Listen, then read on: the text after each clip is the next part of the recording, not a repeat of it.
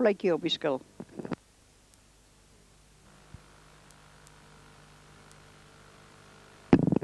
Ag, nou wat gaan ons vandag weer doen om mamma te versondig?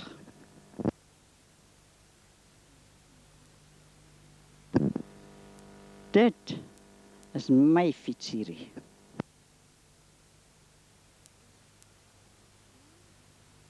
En dit is Johan se trekker hierdie.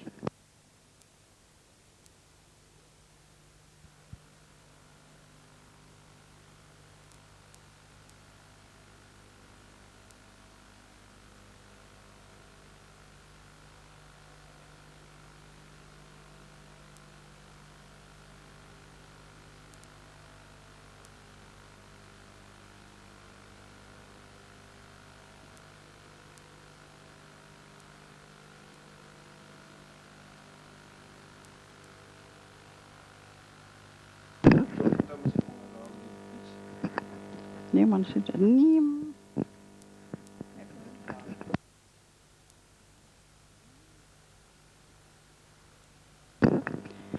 So groot beker koffie vir so 'n klein mannetjie is net die regte ding. 'n Tipiese houding van ou pappa Johan. As ek nie 'n motorfiets of 'n kar het nie, is ek rywe ook goed. En Johan kyk toe.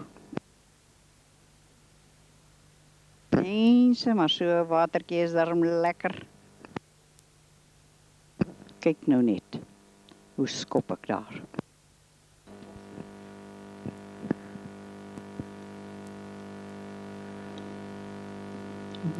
Sê maar wanneer. Dan moet jy se kop afsny.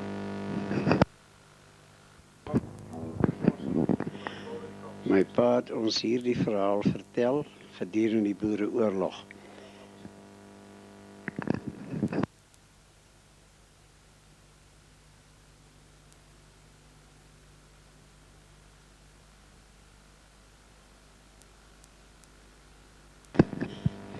Dit was gedurende die Boereoorlog. Die kakies het daar so daar vandaan, 'n paar kilometer ver, om 'n randjie beweeg in groot massas. Die boere het 'n ander randjie stelling ingeneem en die generaal Kemp het hulle gevra om 'n paar gebede op te stuur. Hulle het almal gebid vir 'n oorwinning, maar daar was een oomie, ek dink dit was oom Jannie van Wyk, hy het baie nou Jannie Smits gelyk. Hy was 'n man wat 'n ding reguit kon sê. Hierdie grappie mag miskien 'n bietjie grof klink, maar dit is werklik wat gebeur het.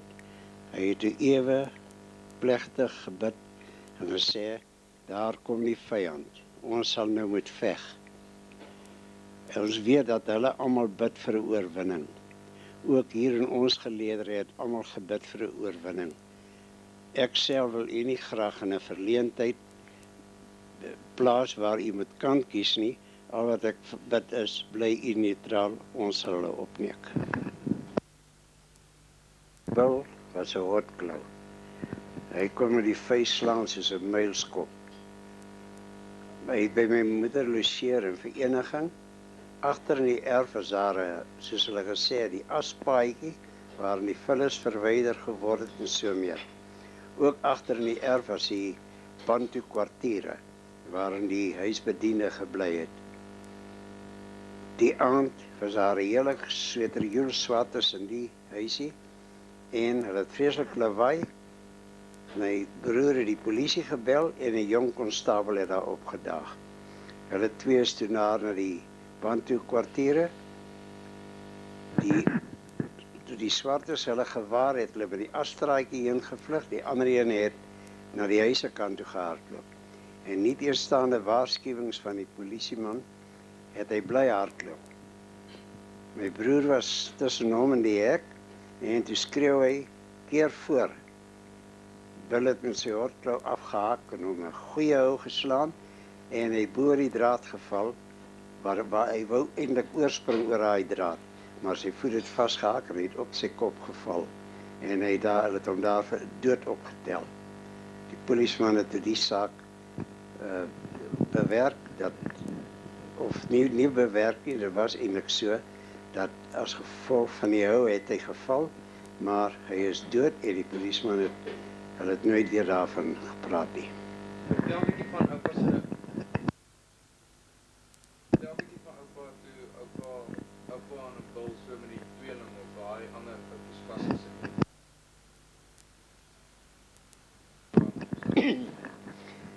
Ons het op laerskool 3 Haalgrynbroers gehad. Die ouer ene en dan 'n tweeling. Hulle was regte skurwe haakskeen laities geweest. En groot boelies op die skoolgronde. Wanneer die kinders so geboelie word, het hulle altyd na bil toe gegaan en hy het baie, as hy praat, dan was het hulle gewyk. Maar die Haalgryntjies het toe die storie versprei, hulle sal hom so slaan en so slaan. Op 'n goeie dag het ons daar in die veld, daar heb ek by die stroom teen die bil geloop en hier kom die 3 Haalgryns aan. Wil konfronteer hulle toe en sê toe, ek hoor julle wil my so en so slaan. Hier is ek doen dit nou. Hulle wou hom toe al twee pak, want hulle was eintlik 'n weinig groter as hy. Toe het ek hulle gekeer en gesê, nee, julle kom 1-1 gelyk. Hy het afgehaak en die eerste ene plat geslaan. Die tweede ene het gekom en toe hy 'n goeie hout in die kop weg het, toe het hy ook gesê, nee, ek het genoeg. Toe wil die ouertjie inspring, nou ja, toe het ek natuurlik ook ingespring, maar toe wyk hulle.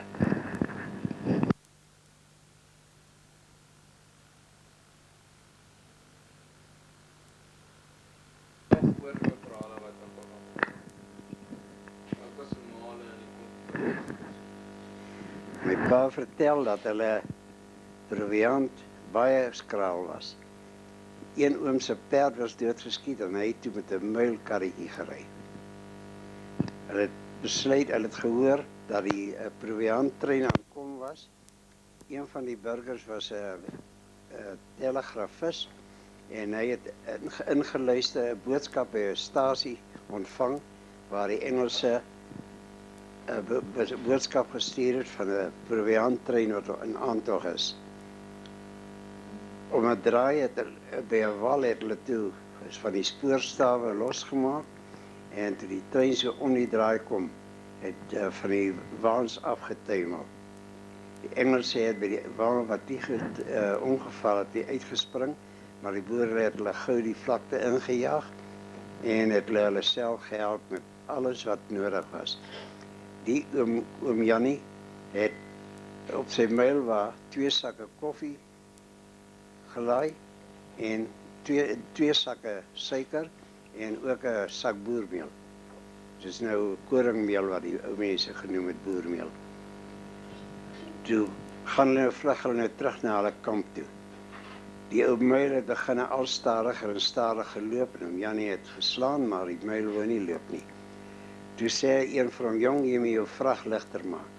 Toe sny hy so 'n gaatjie in een van die sakke suiker en hy laat dit so 'n dun straal uitloop. Maar toe die ou muil al stadiger geloop het, die gat groter gemaak en die sakkie suiker het heeltemal uitgeloop. So het hy toe met die koffie gemaak en so het hy gemaak met die ander sak suiker en toe op sy eindbestemming kom was hy het hy niks by hom gehad.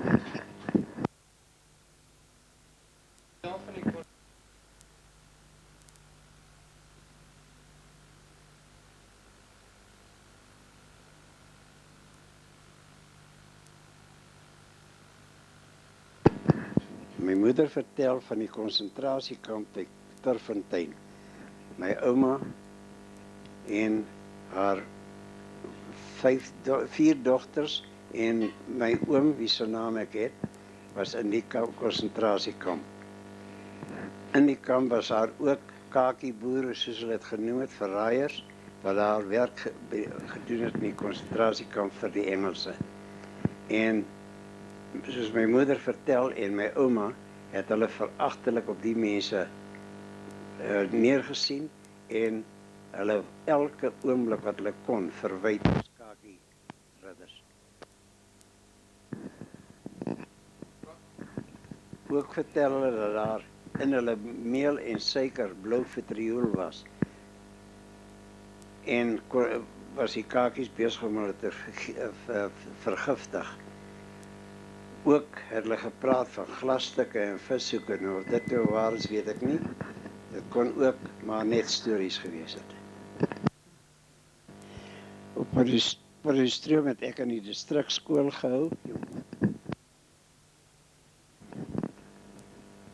En ons was omtrent 20 myl van die dorp af. Ons het so 1 of 2 keer in 'n maand na 'n mooi rolprent gaan kyk, soos Eugene Autry en hierdie Gone with the Wind en al hierdie ou goeie prente.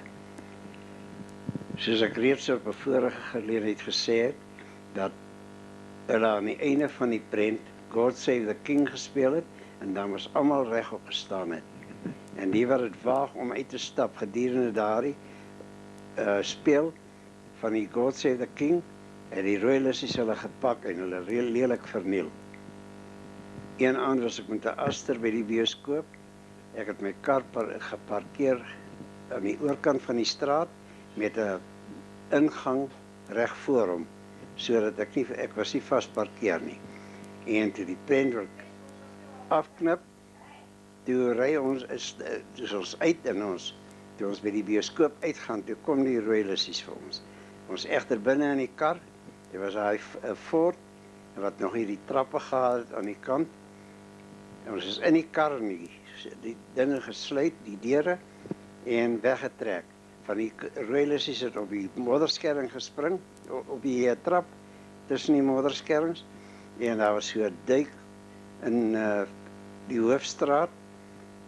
Ek het met 'n vinnige spoed daar deur daai duik gegaan en rem getrap en het afgeval en ons is toe petrol gegee en weggejaag.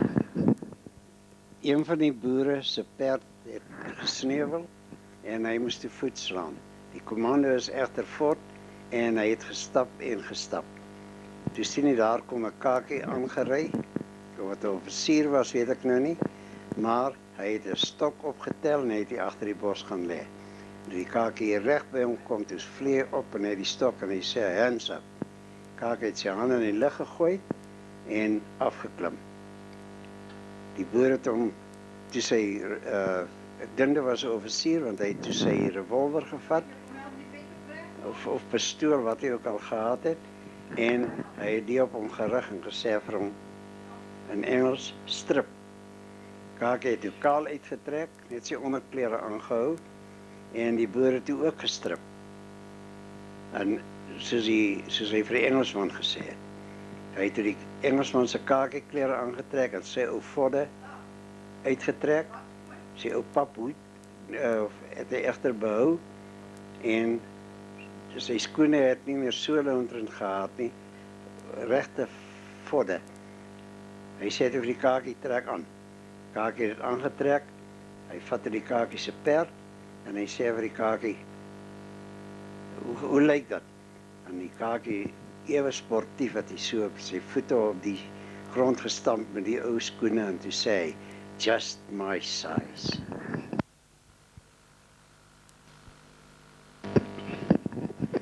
Hier in die jare 36 was daar bek en klou seer in Botswana en het die Suid-Afrikaanse regering 'n hele kordon gehad al langs die Botswana grens.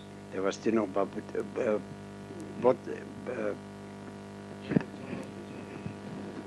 nee, dat was nog Botswana geweest.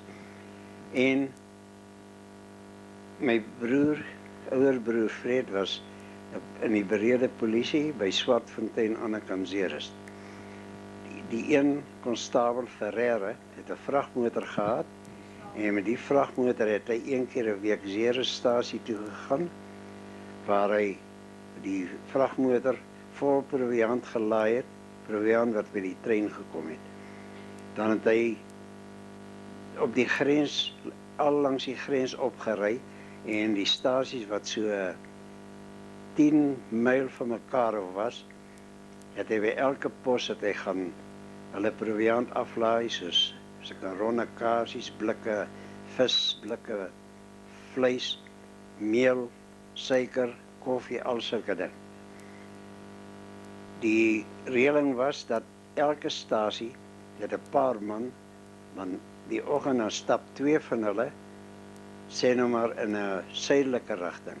Van die volgende stasie kom daar 2 van die suidelike rigting noordwaarts en dan ontmoet hulle mekaar halfpad en dan sit hulle nou in koffie drink en gesels, dan draai hulle om en dan stap hulle weer elkeen terug in sy pos toe.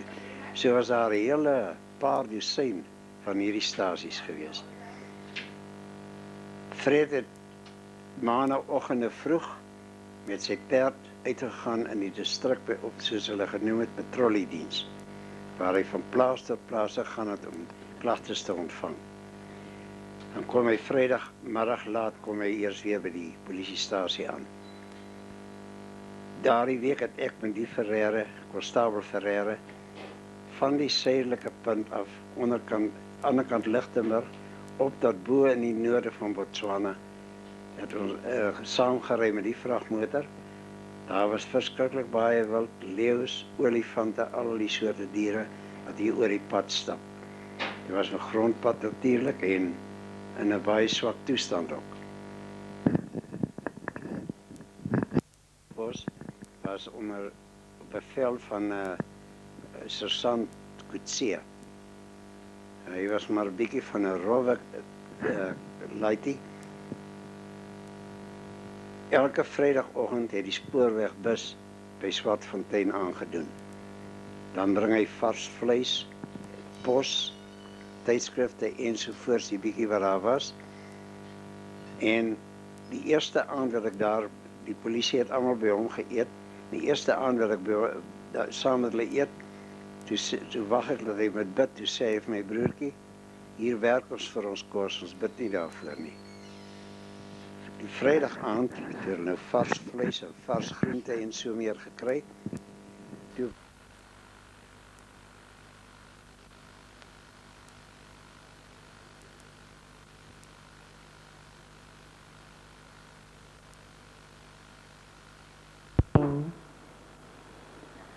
dis 'n stoof, as hy kon praat, sou hy seker baie ons kuiertjies wat ons by voor hierdie stoof gekuier het. Toe oupa nog geleef het, Johannes my man, hy nog geleef het, toe was dit ons kuierplek gewees. Hy en ek en saam met die kinders wat eers hier bly. Die stoof het ek gekry toe Johan gebore is. Dit was, ek het hom in Mei maand toe 51 het ek die stoof gekry. En al die lekker koekies en alles wat ek uit in hierdie stoof gebak het en al die lekker kos wat op hierdie stoof gekook is, word nie net deur een onthou nie, maar baie, dis 'n herinnering vir baie. En dis natuurlik net ek wat hom verstaan het om te kan vuur maak, laat daar alles nie verbrand nie. En hier het ons, die klein kinders, het hier begin by oupa en ouma kuier, en dit was hulle kuierplek by hulle oupa in die winter, langs die stoof. In die somer het ons natuurlik voor op die stoep, op die trappies gesit. En daar het ons nou gesels terwyl die kleinkinders op die gras gespeel het en oupa baie keer saam met hulle gespeel het. En so onthou ons die lewe hier. Hulle onthou die spenstafel wat net hier langsam is. Onthou hulle waar hulle vroeg in die oggend hulle 'n hele klompie. Kobus het dit nou die dag nog vir my gesê, ouma, dis iets wat ek nooit sal vergeet nie. Daar is vroeg opstaan en saam met ouma koffie en beskuit om die spenstafel sit saam te eet. Hy voor ons uitgegaan het en gaan voeltjies skiet het of gaan visvang het. Soos was dit deur die jare gewees. En van die klein kinders wat nog hier kom en by Johan en Annette kom kuier wat nou gebly het, ek is 5 jaar gelede, dis in 91. In 26 Julie in 1991 as ek toe weg Potgietersrus toe, waar ek in 'n woonstel bly in die huis vir bejaardes. En die enkele wat nog kom om vir Johan en Annette te kom kuier, sal altyd onthou hoe lekker hulle, en dit is altyd Johan Pretorius het laas nog vir my gesê, ouma, dit was my lekkerste kuiertjie wat ek nog saam met oom Johan by die ou swart stoof kon kuier. En so het die kinders hier, Henny het hier begin skool gaan onder op, wat is die plek van naam Johan? Sterkloop. Henny het begin in 1943. Het hy hier by oupa en ouma Botha kom bly en hy het met die bus skool toe gery af Sterkloop toe. En daar het hy skool gegaan tot ek in 44. Die begin 44 het ek van Bankfontein af het ek toe gekom nadat oupa toe nou van 43 af het hy toe maar hier begin en kyk of hy nie heenkome kry, weet nie, want dit was in die oorlogjare gewees en daar was geen plek vir ons nie, hy het nie die rooi eet geteken nie en die gevolg was hy het nie die voorregte gehad om sommer maar in te stap nie. En so het ons maar ons die jare deurgeworstel hier op Uitvlug. Ons het, wat is dit? Maar wat gewees wat ouma hier aangekom het? Ja, toe ons hier aangekom, ons het hier Koen en Magia, Koen wat ook reeds oorlede is, my swaar, hy was toen nog 'n jong man gewees, hy en my skoonma, Magia Aldenhuis, het saam met ons gekom van Bankfontein af. Toe was Mara 'n kleindogtertjie van 'n paar maande. En hier het die kinders begin skool gaan, Henny en Piet het skool gegaan onder op Sterkloop, en Mara het op Sterkloop skool gegaan, die het groot geword. En Minnie is toe 2 jaar na haar, is sy toe Sterkloop skool toe. En toe het Sterkloop skool het toe toegemaak. En sy, want Nel was die hoof gewees van die skool. Hy was van Sterkloop skool. En hy was 'n baie liewe vriend van ons gewees. Want ons het arm hier gekom en dit was baie mense wat jou wou erken as vriend. Toe het Nel en hy het vir ons bygestaan deur dik en dun. Dan is die ouma?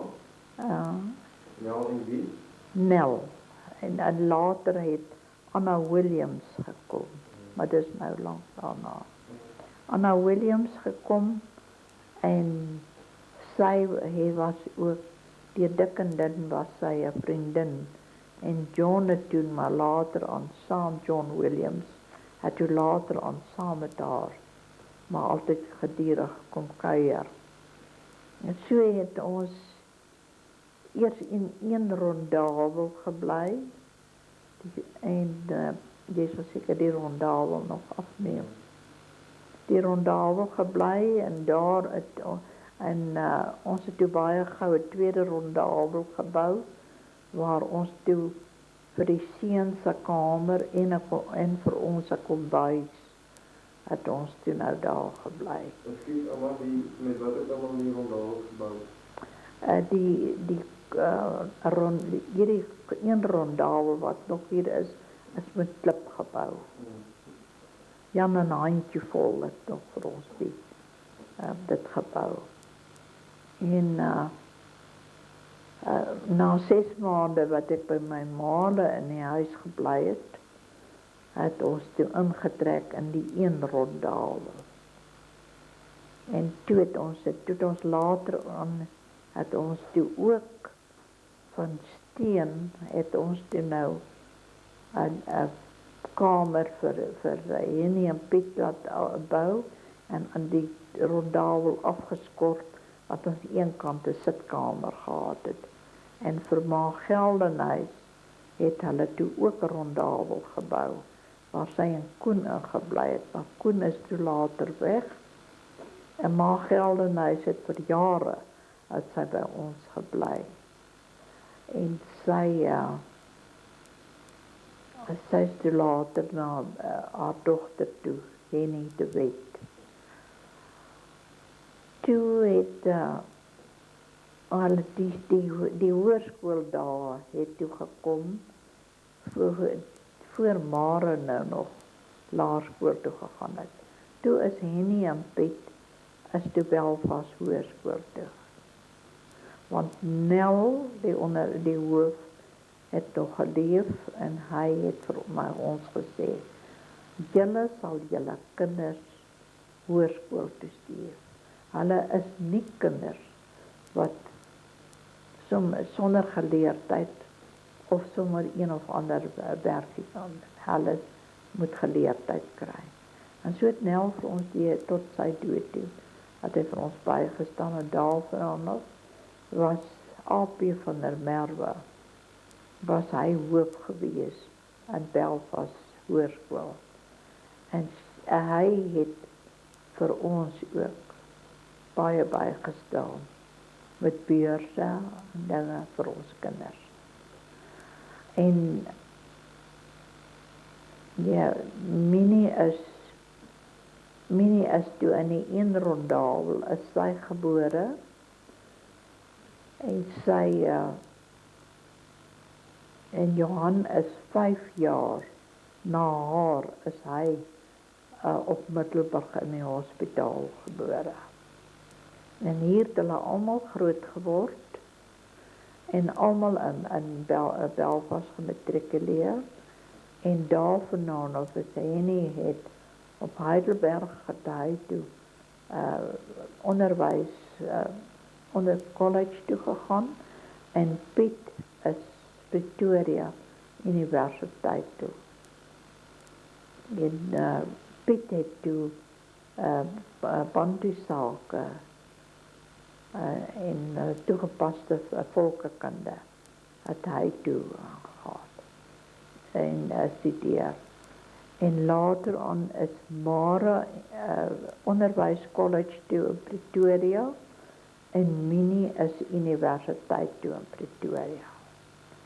En toe Johan universiteit toe is hy ook Pretoria toe en hy het in Sonop nog thuis gegaan. En waar hulle nou meeste baie van die Letses was in Sonop gewees en so dit was eintlik was Kobus ook daar gewees. Kobus en Johan. En Lets en Kobus en Minnie se 2 oudste seuns was ook in Sonop gewees. En het ons deur die jare het ons saam swaar gekry en saam ons plesier gehad, maar baie meer plesier uit die lewe gehad met ons 5 gesonde kinders en ons kleinkinders wat later gekom het, nie een gebreklik nie, nie een verstandelik traag nie, wat ons die Here voor dank. En ons het toe, en Johannes toe gaan studeer, vir predikant gaan studeer, maar Johannes het toe nou sy tweede hartaanval gekry en toe het Johan teruggekom plaas toe. En hy moes toe dadelik weer weermag toe gaan. En hy het op weermag toe op Pretoria, dit was daar destyds maar 'n jaar en hy en Annette is toe getroud die 9de Augustus daardie jaar. En daarna toe hulle toe hy plaas toe gekom het Annette saam met hom plaas toe gekom. Waar ons vir hoe lang was het voor pa se dood wat jy en Annette gewees, Johan? 6 jaar.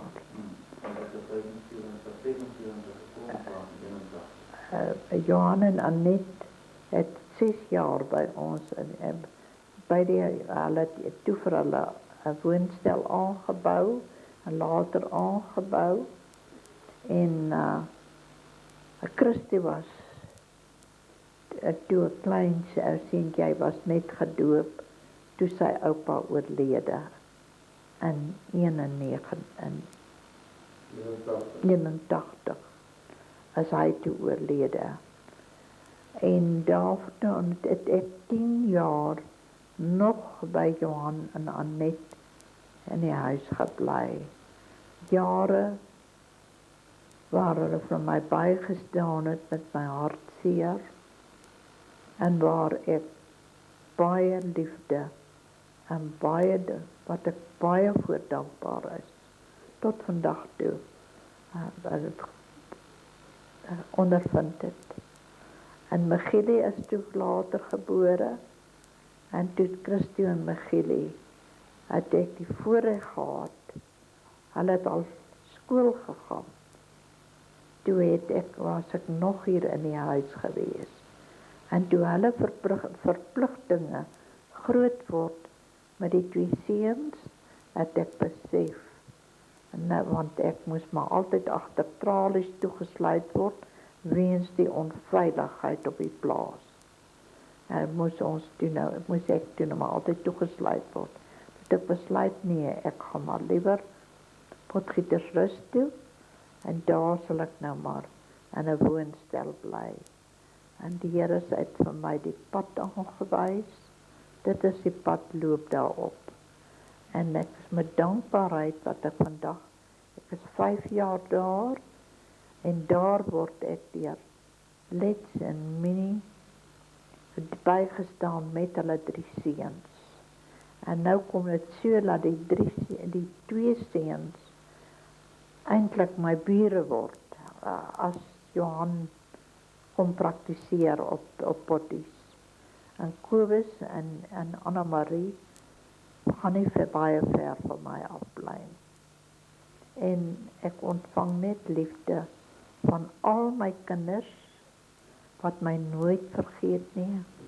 Hulle bel gereeld, en hulle sien my graag, alhoewel dit baie keer maar lang tye neem, waar ek hulle nie kan sien nie. Ja, en Pieter het toe ook van Griekstad af getrek, weens die droogte, en swaar kry later jare daar, en toe het hulle hier naartoe getrek, en ongelukkig het hulle hier uitgeraak, en hulle bly nou naby Leidenburg, waar James toe nou 'n plek het, en waar ek ook baie graag gaan kuier by James en Karen en Piet en Daphne, waar dit baie mooi is, waar die berge en alles 'n mens baie mooi teer herinneringe gee.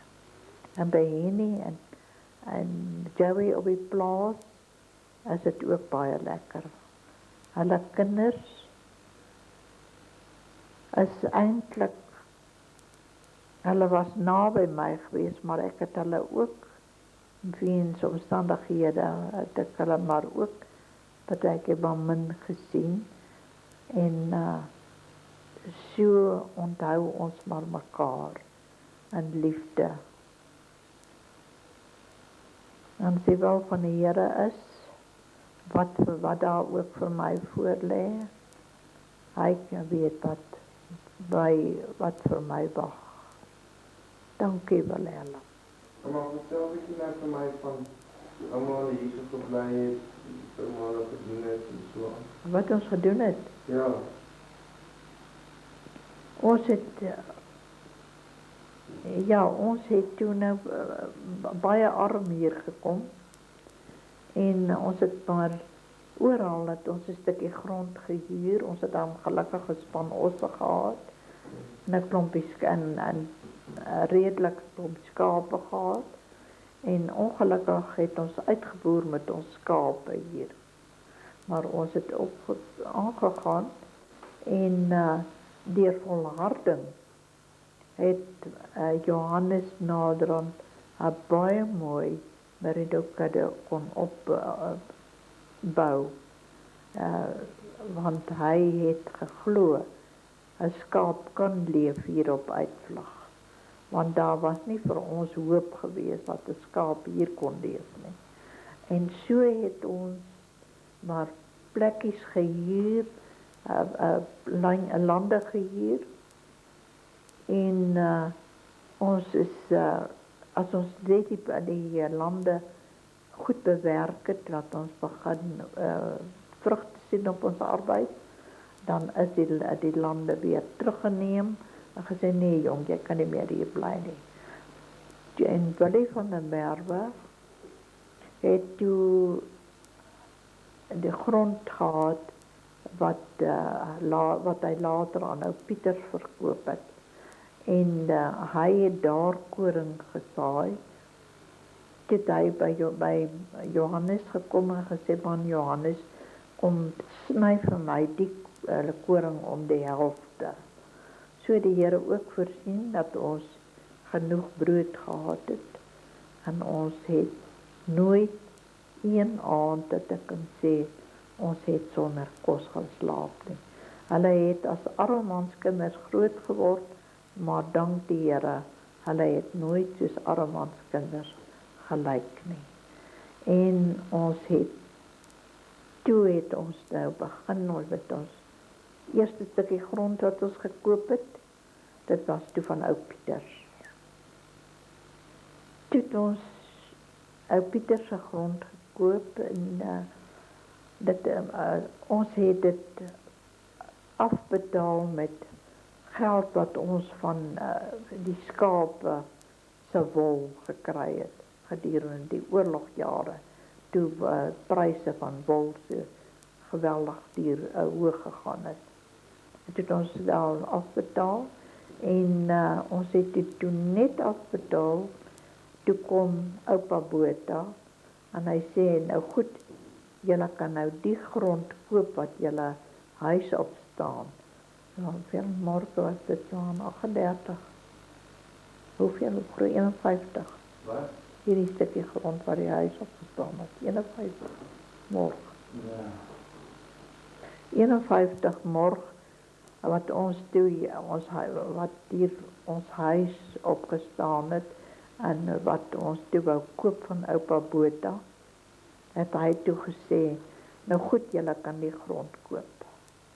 En ons het toe nou maar planne gemaak en ons het toe die grond by hom gekoop. En toe het hier maar altyd toe die potte, Babs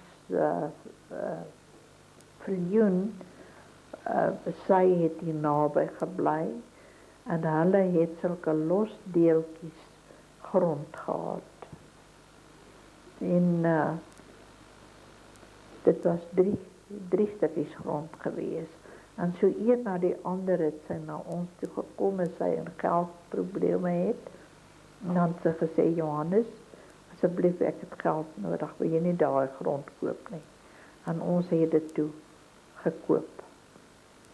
En die bure het eintlik vyande geword, omdat hulle gesien het, ons gaan 'n bietjie vorentoe. En toe het ons gespaar, en ou Saul, want destyds het ons nog gesê, outa Saul, en Mashinini, hy het toe 'n baie goeie stuk grond gehad, hy het tussen ons, waar ons gebly het, en die plaas wat ons van Pieters gekoop het, het hy gebly. En ons het baie probleme gehad. Partykeer wou hy nie gehad het ons daar langs ry nie. Partykeer wou hy nie gehad het ons osse moet in die voorwater drink of in die rivier nie. Maar in elk geval, deur al die probleme het ons bo uitgekom, tot hy Saul gekom het en gesê het, baas, wil jy nie my grond koop nie? Ek wil daar my grond verkoop. Johannes gesê, outa, ek het nie die geld om jou prys te betaal nie. Toe sê hy, nee, jy sal my prys betaal. Toe sê hy, wat vra jy vir jou grond? Toe het hy hom gesê, wat vra hy vir die grond? En ons het toe sonder anderse medewete, wat altyd naganend was op ons, wat noem jy dit? Hulle, wat ons dit nie gegee het nie. Sonder hulle wete, het ons toe ou Saul se grond gekoop. En Volkskas het ons gehelp, maar Anna Williams het ons langs die pad, het sy van ons gewag en gesê, hier is 'n adres, my geld is op die oomblik vas, en jy kan hierdie telefoonnommer skakel, as jy nie geholpe raak vir 'n geld, vir 'n deposito, by Saul se grond. En toe het ons gelukkig by Volkskas, het ons toe gehelp. En ons het toe ou Saul se grond gekoop. En die koopbriewe was baie goed beskryf, en ons moes wag om toestemming te kry van, wat was daardie tyd van die groepsgebiederaad. Die groepsgebied, ons moes toestemming kry van die groepsgebiederaad, dat dit 'n swartkol was in die omgewing. En toe het ons die lank gewag, en ons het ons eerste oes toe afgehaal, en toe kon ons eerste kar ook koop. Ja, en ons het toe gespaar, voor dit nog, het ons gespaar tot ons nou 1000 pond by mekaar gehad het. Toe het ons vir die kinders gevra, moet ons nou 'n kar koop, of moet ons 'n huis bou? Toe het hulle gesê, nee, liewer 'n huis. En toe het ons die huis, toe was sy fondasie, was toe 2 jaar al gebou gewees, klaar gebou. En ons het gewag, en ons het laat stene maak, en so het ons toe, met daardie 1000 pond, kon ons toe vensters, en deure, en plafonne en alles, want die sink het ons ook klaar gekoop gehad, want destyds het ons maar altyd, as daar 'n paar pond te spare was, het ons iets gekoop om eendag ons huis te kon bou. En ons huis is toe gebou. Alhoewel hy nie uitgeverf was nie, en hy maar sementvloere gehad het, maar ons het toe lekker gewoon, en ons het plek gehad vir die kinders, en Water het ons ook nie by die huis gehad nie. Ons het van 'n fontein oorkant van my pa af het ons water hier gehad. En water aangedra vir die huis. Tot ons eerste boorgat laat sink het. En dit bos teenkant vir ons geboor. En daar het ons die water gekry. Nie baie sterk nie, maar dit was daarom vir gebruik, sodat ons kon water aanlê na die huis toe. En dit was baie jare daarna, wat ons eers geyser kon aansit by die stoof. En toe het ons daarom warm water, maar dit was na al die kinders al uit die huis uit was. Toe onthou nie. Maar dit is toe om Ferdi Lykouni het toe nou nog gekom. En hy en Johannes het hierdie selfde geyser wat hier in die kombuis staan, het hy toe vir hom gehelp opsit langs die stoof. En hy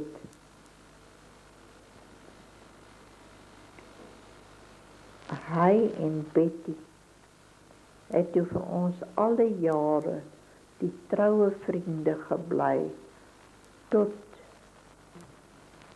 Johannes dood is en dit is baie jare daarna nie. Toe is oom Ferdi ook oorlede.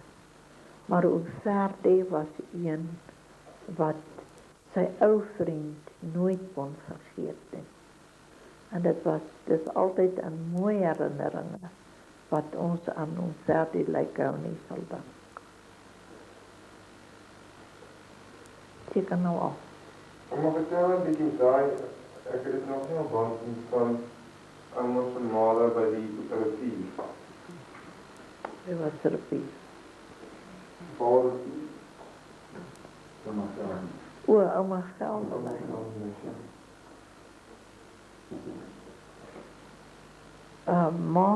Ma Geldenhuis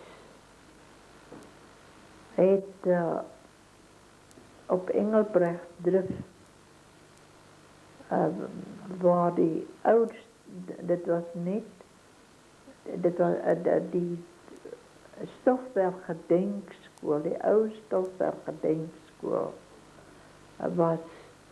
het hulle van Engelbrecht drif af 'n deel gekoop om dit te doen. En dit was die van der Merwes het toe later ouma Geldenhuis se ma is met Johannes Christoffel van der Merwe getroud.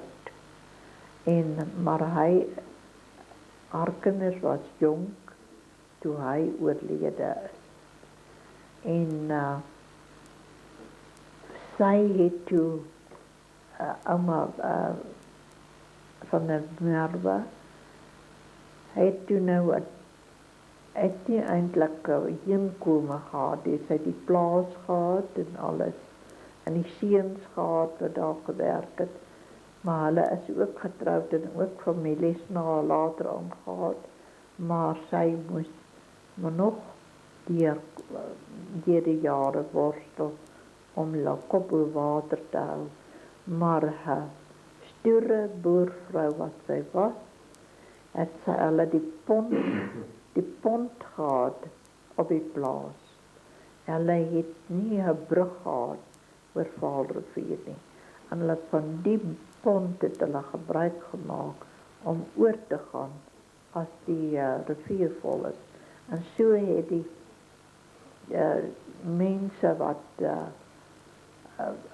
wou die oor die rivier gaan, het toe oornag by ouma van der Merwe.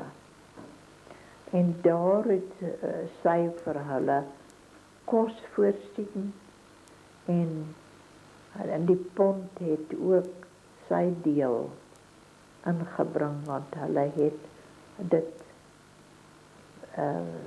wat doen jy verkoste. Hulle het geld daarvoor gevra vir die kos wat sy aan hulle verkoop het en vir slaapplek vir die nag. Dat dit baie keer so gekom dat ouma Geldenhuys as jong meisie nie eers plek gehad het partykeer op te slaap in die nag nie.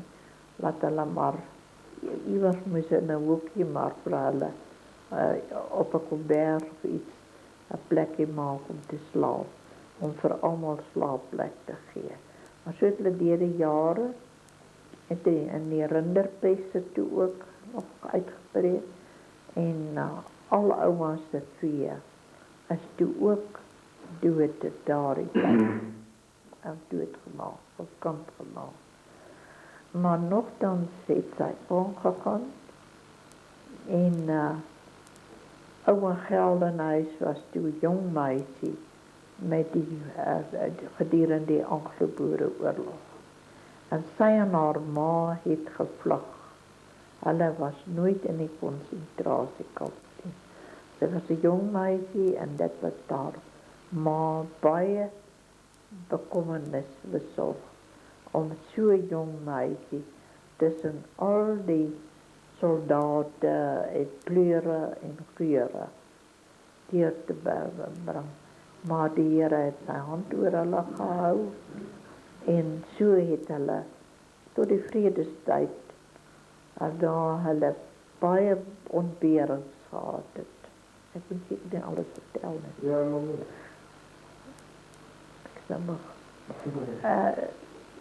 Hulle het baie keer dat hulle onder die Vaalrivier se walle moes skuilings soek, dan het die boere van die Vrystaatskant af en die Engelse kommandos aan die Transvaalse kant het hulle mekaar oor en weer geskiet en dat hulle nie kon hulle hande uitsteek om water te drink uit die rivier uit nie.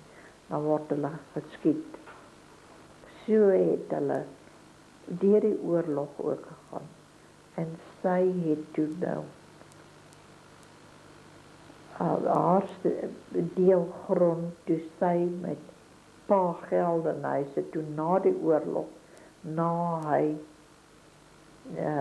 Kaapse rebel geword het, waar hulle het in Blanco en George groot geword en hy het Kaapse rebel geword.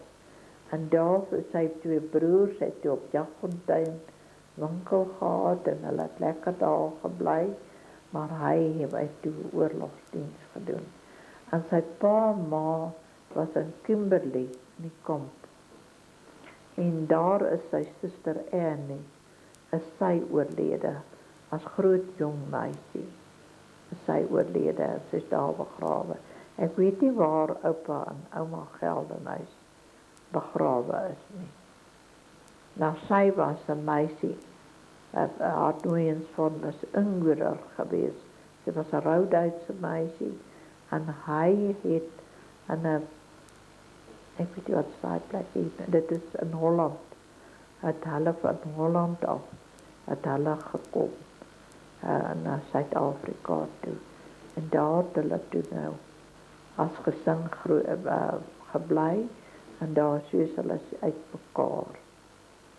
En oupa Geldenhuys is toe getroud met ouma Geldenhuys net na die oorlog, ek dink in 1904 in Januarie is hulle twee toe getroud en toe het hulle vir hulle huisie gebou op die Vaalrivier se wal. Haar plaas, 'n plekkie se naam het sy was Wilhelmina Mara. En sy dadelik gebly, hulle kinders was al groot gewees, toe weens die droogte en hy was 'n man gewees wat daardie tyd op die rivier se wal het hy vrugtebome geplant. En hy het die mooiste vrugte gehad wat Johannes altyd mee gaan smous het. As die koue suidewinde gewaai het, het hy altyd mishope aan die brand gesteek mis wat hy op sy rug aangedra het, om hope te maak om sy boord. Het hy dit aan die brand gesteek, sodat die rook oor die vrugteboord kon trek, dat daai vrugte nie doodryp nie. En hy het altyd baie vrugte gehad, wat hy mee, wat Johannes as jong seun, as saam gaan met sy neef gaan smous het, 'n vereniging en wat 'n Kuilbroek. Dit was daai mynplek. Het hulle gaan smous. En toe het die jare nou vir hulle daar te nou die lewe vir hulle te nou geword en hulle wou toe die Berghem verkoop en hulle het met waan ons het daar vandaan afgetrek na Middelburg distrik toe, waar hulle toe uitgeboor het. Want as Vrystaaters het hulle nie al die siektes en die dinge onder vee ervaar in die Vrystaat, maar hier in Transvaal het hulle toe uitgeboor. En toe het hulle later op Bankfontein gaan bly en daar is oupa Geldenhuys dood. En ouma Geldenhuys het saam met ons uitvlug toe gekom, waar 'n Kanadier sit. En sy toe later, ons gesê het, sy toe weg van my af. En sy is in Middelburg Hospitaal, na sy haar heup gebreek het, is sy oorlede. En sy is in Middelburg in die ou begraafplaas, is sy en oupa Geldenhuys begrawe. Wat is my oupa grootjie se naam? My oupa grootjie se naam? Hendrik Andries. En sy pa was ook Hendrik Andries geweest. En sy seun wat Hendrik Andries sou gewees het, is toe oorlede. Toe was hy 2 jaar voor oupa Geldenhuys gebore is. Oupa Johannes. En toe het hulle tante Henny, sy is toe Hendrika Andrea, toe sy haar pa se naam gekry. Nog iets weet, so klaar. Nee, vertel my maar een storie wat ek al vertel het van die Engelsman, van wat daar in die huis. Ja, hulle het, soos hulle nou altyd maar gevlug het hulle een nag in so 'n bouval, waar ook nou nie 'n deur eintlik was nie, het hulle toe maar, hulle so 'n bedjie het hulle gehad wat hulle altyd op geslaap het, en daarom 'n paar komberse wat hulle mee toe gemaak het. En toe kom 'n Engelse offisier by hulle en toe sê hy vir hulle, maar julle kan nie hier bly nie. Hier is te onveilig vir julle. En hy het uit die goedheid van sy hart, het hy hulle toegevat na 'n plek, na 'n vertrek toe wat veiliger was, en hy die hele nag het hy wagte om daardie vertrek gesit. Tot die volgende môre en hulle het hulle kos gegee, en toe is ouma grootjie, ouma Geldenhuys en haar ma is toe doen daarna weer verder. Maar Tant Letta was minder gelukkig, haar suster Tant Letta, sy was met Viljoen getroud toe. En sy was minder gelukkig geweest. Sy was toe in die kamp, ek weet dit wel dit by Bloemfontein was nie, maar in elk geval sy was in die kamp opgeneem, en sy het sy 4 kinders gehad. En toe om Josia teruggekom het van Bermuda of Ceylon, toe het hy by sy huis gekom afgebrand en Tant Letta